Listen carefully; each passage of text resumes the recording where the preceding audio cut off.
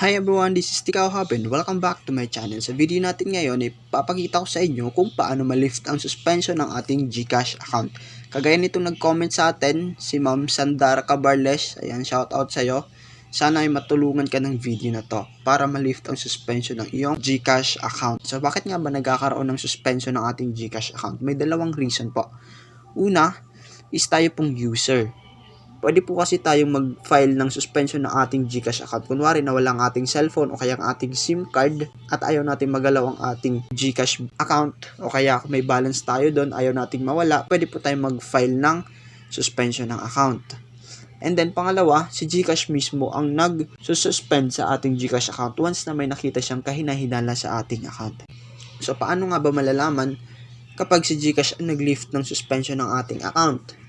So, ganito lang po. May video ako dito. Eto, check nyo na lang sa aking playlist about sa GCash. Eto, title na di makalagin sa GCash account, yung submit a ticket.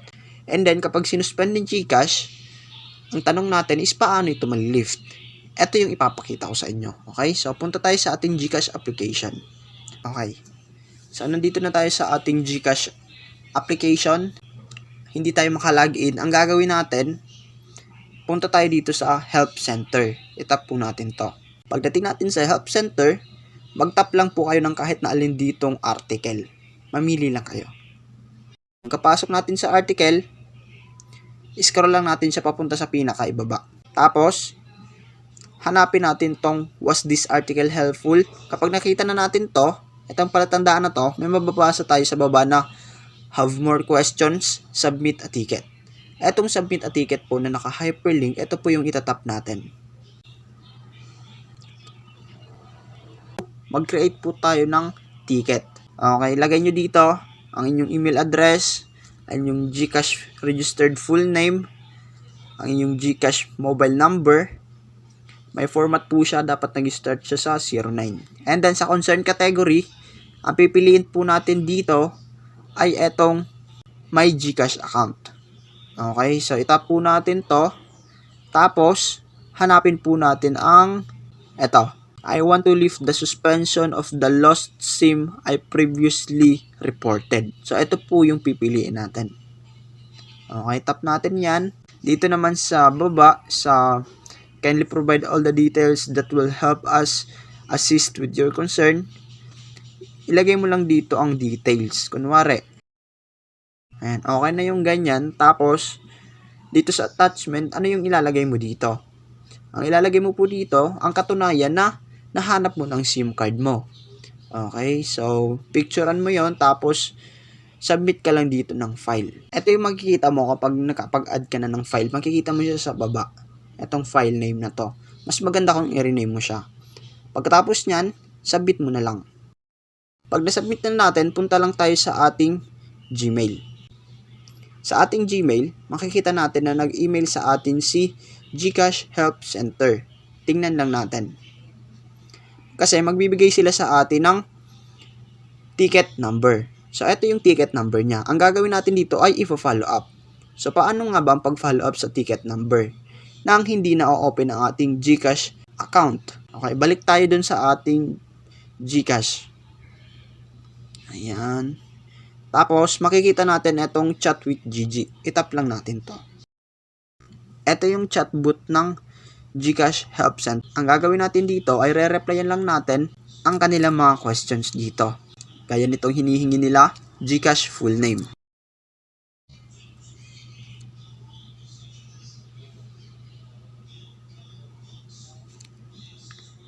Tapos, mobile number.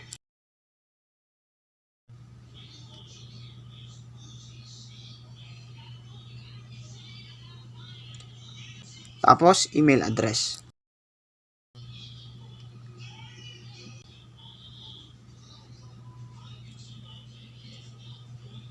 Pagkatapos ng email address, mamili tayo dito. Ayan. Nakalagay dito, I want to check the status of my ticket. Itap natin to.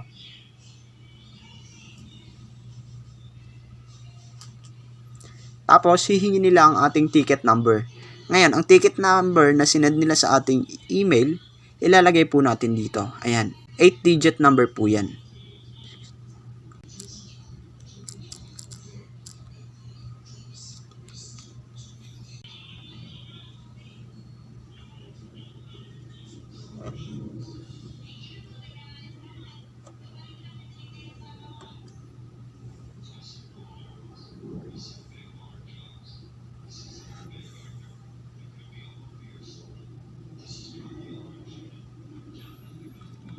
Pagkatapos natin masubmit ang ating ticket number, ito yung sasabihin ng help center.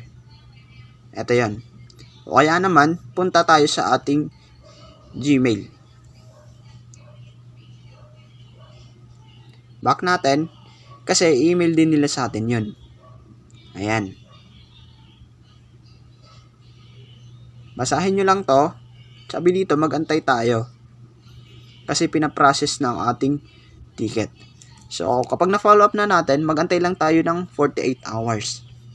Okay, kasi yung makikita natin, yung next email dito ay magsasubmit tayo ng mga documents. Ano yung mga documents na kailangan nating isubmit? Ito po yung expected natin na isasubmit, okay? Ayan. Nakalagay dito, regarding of lifting of account request, kindly provide the following details below. First is yung full name. Etong full name, hindi po ito yung full name mo. Ito po yung full name mo sa GCash. Kunwari, yung full name mo sa GCash is kasama yung middle name mo, ilagay mo din po dito yung middle name mo. Okay? Pangalawa, GCash number. Pangatlo, actual photo of your valid ID. Picturean mo po ang iyong valid ID. Hindi lang po basta picture, dapat clear po ito, okay? Lalo na yung details. Dapat po nababasa ang details sa iyong ID. Pang-apat, actual photo of your SIM card. Ayan, ito po yung isa sa hinihingi nila. Panghuli, selfie picture holding your valid ID and SIM as proof of ownership. Okay, mag-selfie ka po. Pwede rin naman magpa-picture ka lang, basta hawak mo ang iyong SIM card and then ang iyong ID. Yung ID na hahawakan mo during sa selfie, ito rin yung pinicturean mo dito sa actual photo. Okay? And then pagkatapos nyan, wait mo lang yung na-process nila ito. Tapos, malalaman mo kung ma-open mo na ang iyong GCash account. Okay, so paano nga ba mag-reply sa ganito? Dito, sa ating GCash, dito sa email nila, dito po kayo pwedeng mag-reply. Ayan. Tap nyo lang po itong reply. Tapos, para po sa pag-select ng attachment o kaya ng picture, ng documents, dito po sa taas, eto. Tapos, attach file nyo lang upang ma-insert nyo ang inyong ID o kaya mga documents na kailangan nyong isubmit, okay? So, yun lamang po. Sana ay nakatulong ang video na to sa inyo. Sana ay na-guide kayo para ma-lift ang suspension ng inyong account. Kung may questions kayo, comment nyo sa baba and then babasahin natin yan and then magre-reply tayo. O kaya kung urgent yan, pwede po kayong mag-PM sa page ko at Tikao Hub. Nagre-response po ako doon. Again, this is Tikao Hub. Bye-bye. Thank you.